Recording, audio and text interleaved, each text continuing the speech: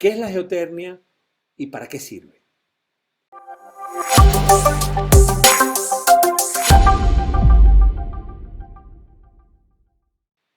Entonces, lo primero que uno hace es ver a los académicos de la lengua española. Ahí a la derecha tenemos la fotografía de la sala de reuniones donde ellos deciden pues las palabras que se van incorporando al diccionario. Esa es la Real Academia Española de nuestra lengua, ¿no?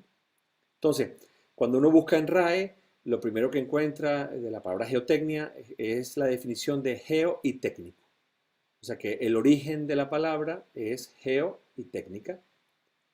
Segundo elemento es que refiere la palabra a un adjetivo de la geología. Aquí ya empezamos a tener las discusiones entre los ingenieros y los geólogos. Y yo creo que a la mitad de esta presentación presento una idea por la cual tenemos un error todos en input y output de lo que es la geotecnia y por lo cual ninguno se puede apropiar de esto, ¿no? Se apropian es los clientes que les interesa que nosotros le hagamos trabajo, ¿no? Entonces, ese adjetivo dice que es perteneciente o relativo a la geotecnia.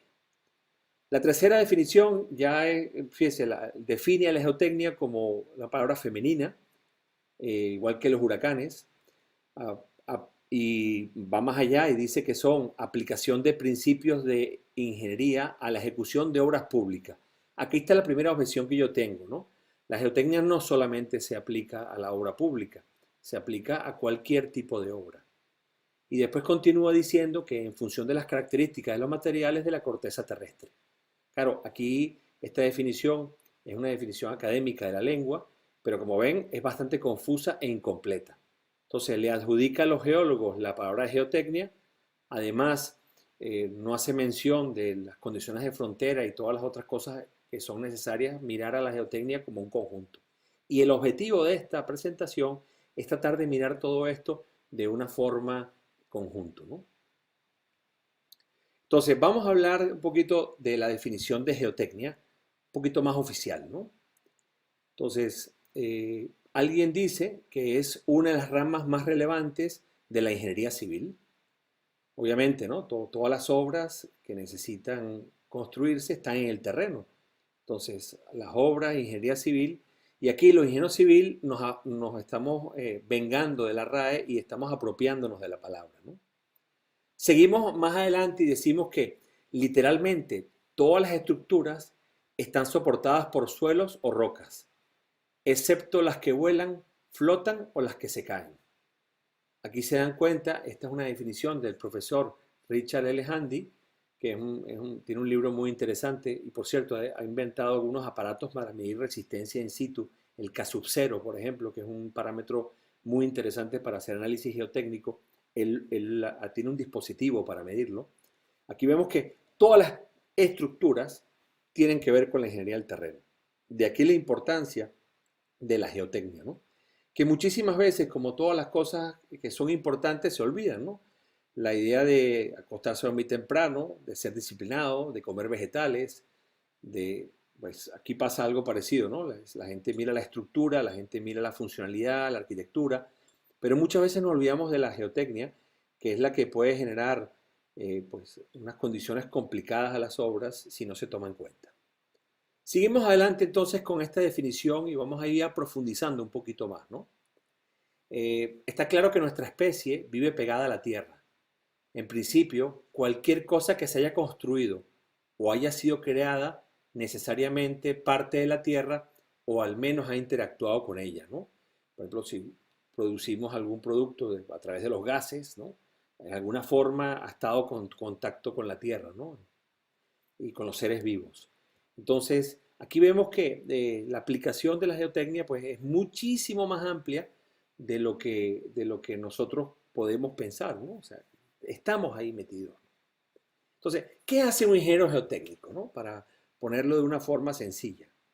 Un ingeniero geotécnico lo que hace es, y esta definición va para la gente joven o los que quieran orientarse en esta profesión, es investigar el subsuelo y las rocas que se encuentran bajo la superficie para así especificar sus propiedades y diseñar las estructuras.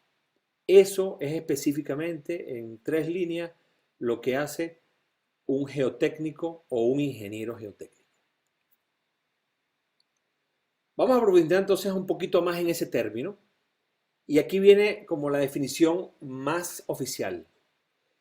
La ingeniería geotécnica o simplemente geotecnia es la rama ingenieril de, y aquí viene entonces la discusión. ¿Es ingeniería civil? ¿Es geología? La ingeniería geotécnica o simplemente geotecnia es la rama ingenieril de la geología o ingeniería civil que se encarga del estudio de las propiedades mecánicas, hidráulicas e ingenieriles de los materiales provenientes del medio geológico. Todas ellas aplicadas a las obras de ingeniería civil. A mí me parece que esa es una mezcla y un concepto de la ingeniería geotécnica o geotecnia más completa. Siguiendo adelante, entonces, vamos a ver qué inputs y qué outputs o qué entradas y salidas tiene la geotecnia, ¿no? Y aquí es donde yo creo que vamos a aclarar esa duda de que si es geología o es ingeniería, ¿no? A mí me parece que un input de la geotecnia es la ingeniería geológica, entendiéndose la ingeniería geológica como la geología aplicada a procesos de ingeniería.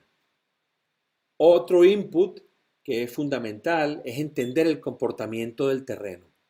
Y eso lo vamos a entender cuando manejamos los principios y la matemática y la hidráulica y la física que hay detrás de la mecánica del suelo y de la mecánica de rocas.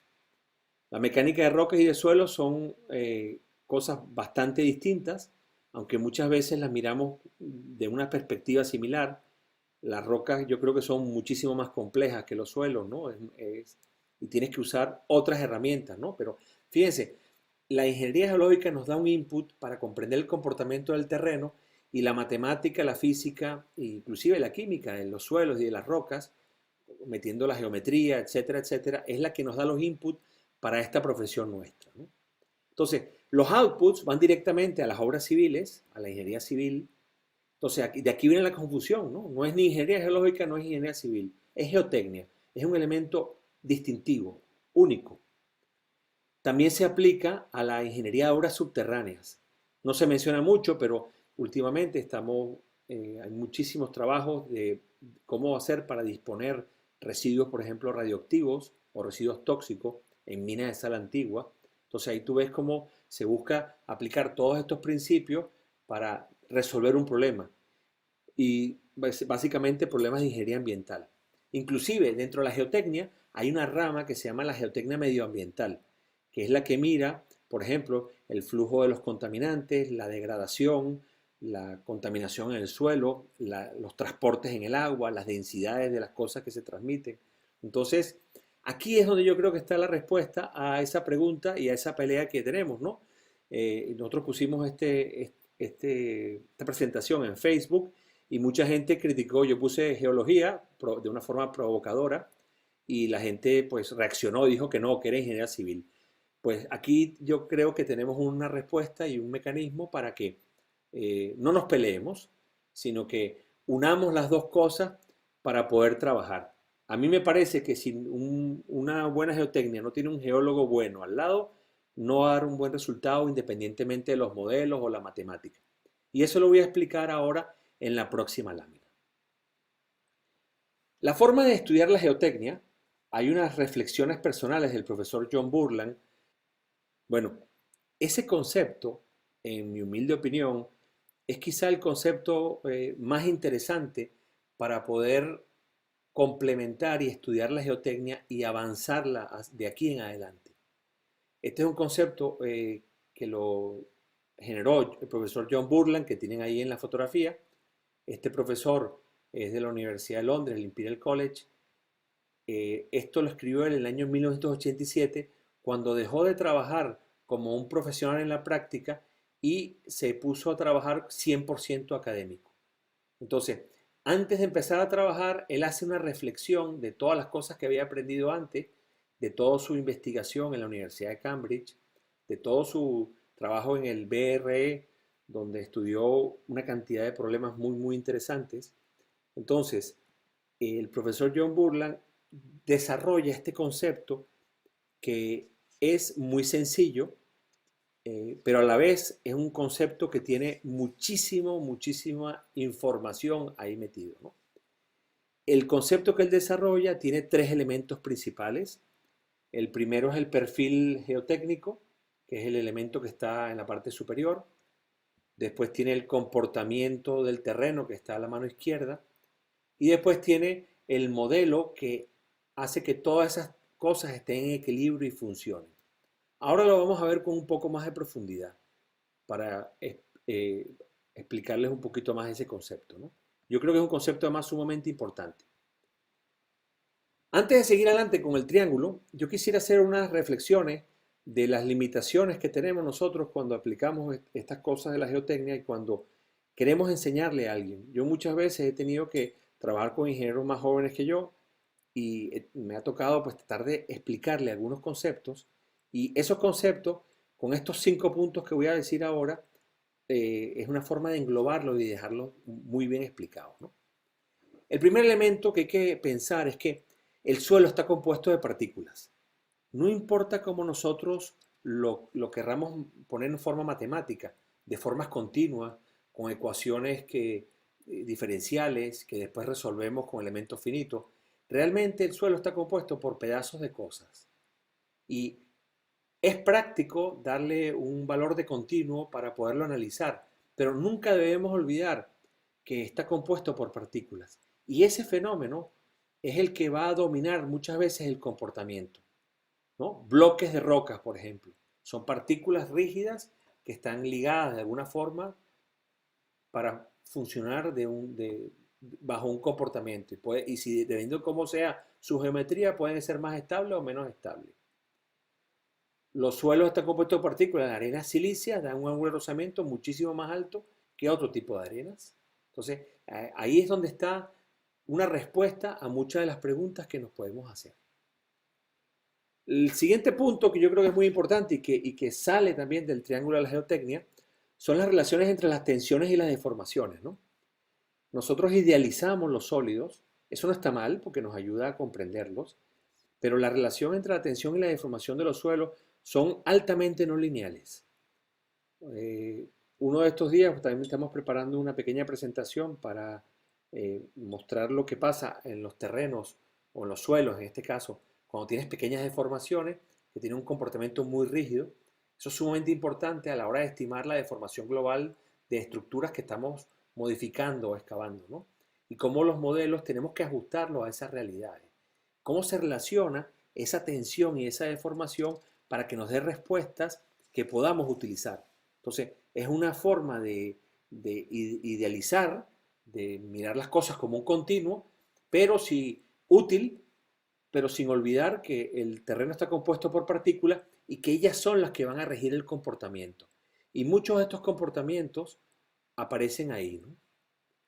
Nos escribe Ronald que el suelo se forma a través de mediación de los procesos de formación por el sol, agua, hielo, efectivamente. Y ese es un factor que los va a condicionar. Entonces, otra cosa que quería plantearles es la potencia del modelo Mohr-Coulomb. Si nosotros dominamos el modelo Mohr-Coulomb bien en términos de la geotecnia y podemos poner, aunque sea un sólido en 2D, y entender qué le pasa, cómo es la resistencia, cómo se presenta el fallo, dónde está en nuestro estado de tensiones en todo momento, nos da una información sumamente útil y nos explica muchísimos fallos que pueden ocurrir en las estructuras. Claro, todos estos modelos tienen sus limitaciones, pero este en particular, para mí, tiene un uso fundamental en lo que nosotros hacemos.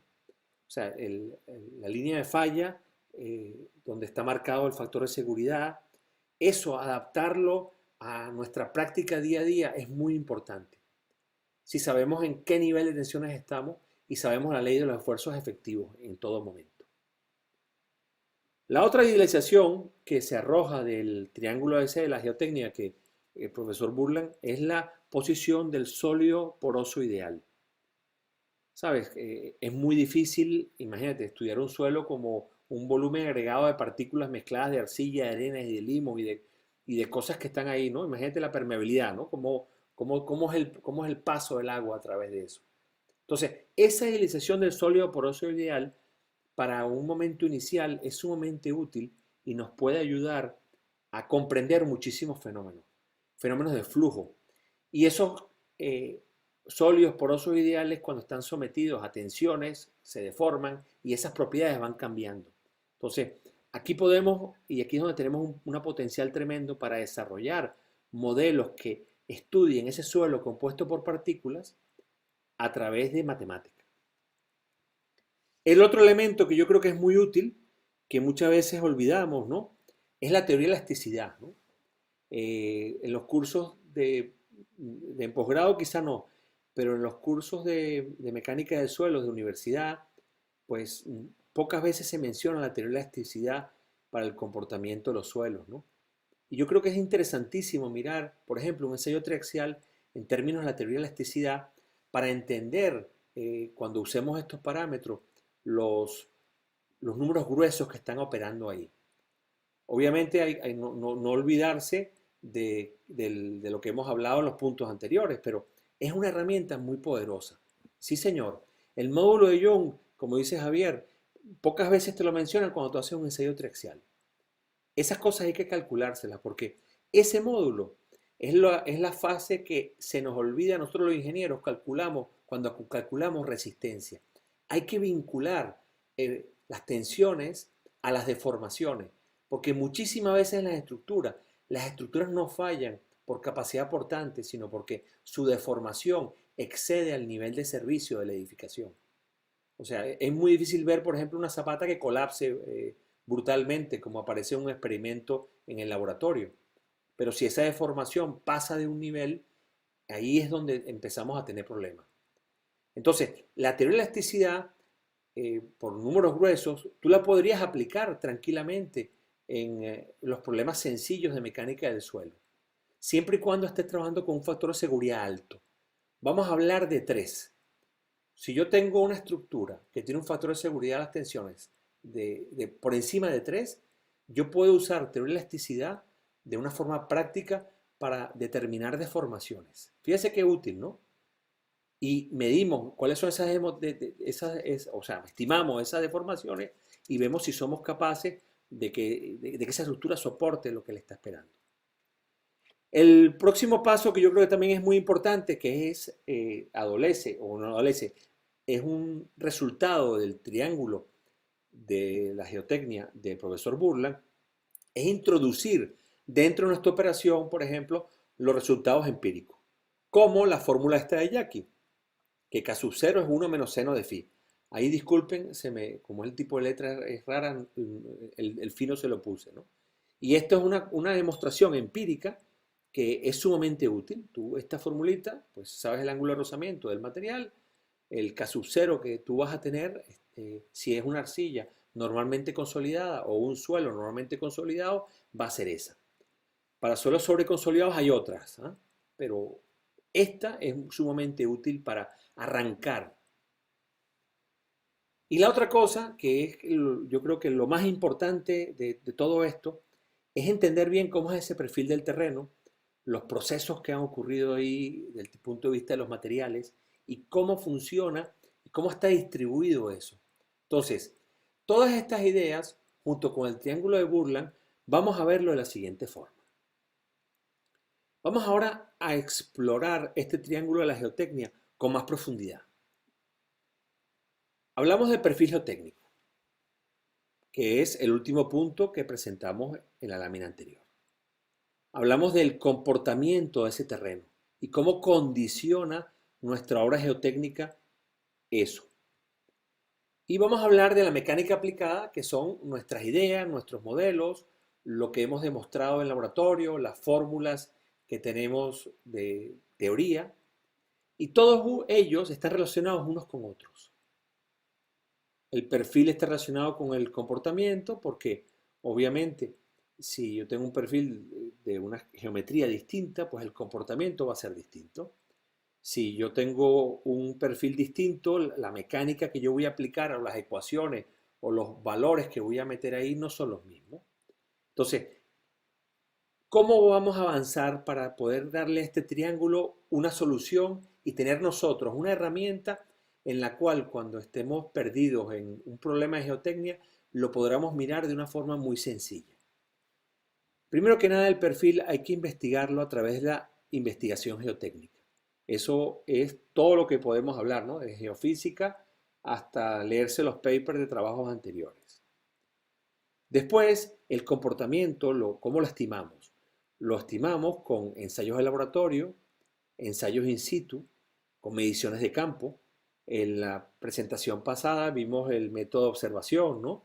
Y cómo nosotros podemos entender el comportamiento de algo muy complejo instrumentándolo y viéndole qué cosas nos responde ese material a lo que nosotros le estamos haciendo.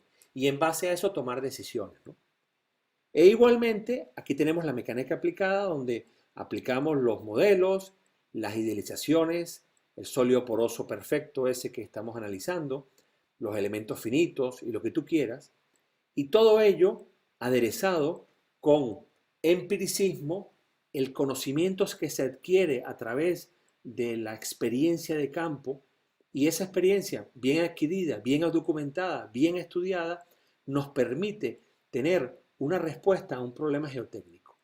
Entonces, la próxima vez que tengan un problema geotécnico que no lo entiendan bien y estén un poco perdidos, póngase este triángulo delante y piensen, ¿tengo la información del perfil geotécnico?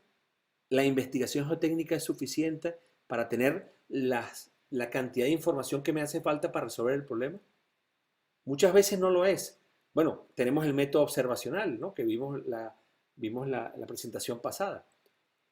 La mecánica que estoy aplicando y el modelo es correcto. O sea, le estoy aplicando un modelo matemáticamente racional para que me explique el comportamiento de ese terreno. O sea, le estoy aplicando, no sé, a un suelo que se endurece cuando se somete a corte, por ejemplo, una arena, le estoy metiendo un modelo correcto para poder estimar cómo se comporta. Y después ver si esos ensayos que yo hago y las mediciones en campo funcionan. Entonces, este triángulo para nosotros es posiblemente la herramienta más poderosa que hay porque a medida que miramos esto, somos capaces de resolver el problema geotécnico completo. Entonces, la solución a nuestro problema geotécnico, vamos a decir, o que debemos analizar, es mantener ese triángulo en equilibrio. De nada sirve tener los mejores modelos, la mejor computadora, el mejor herramienta de elementos finitos si no conocemos bien el perfil geotécnico y no conocemos las propiedades mecánicas de eso. Igualmente ocurre para las otras dos cosas, ¿no? Podemos tener los mejores ensayos de laboratorio, pero un mal perfil geotécnico y el mejor modelo de la Tierra, pues nos hace también fracasar.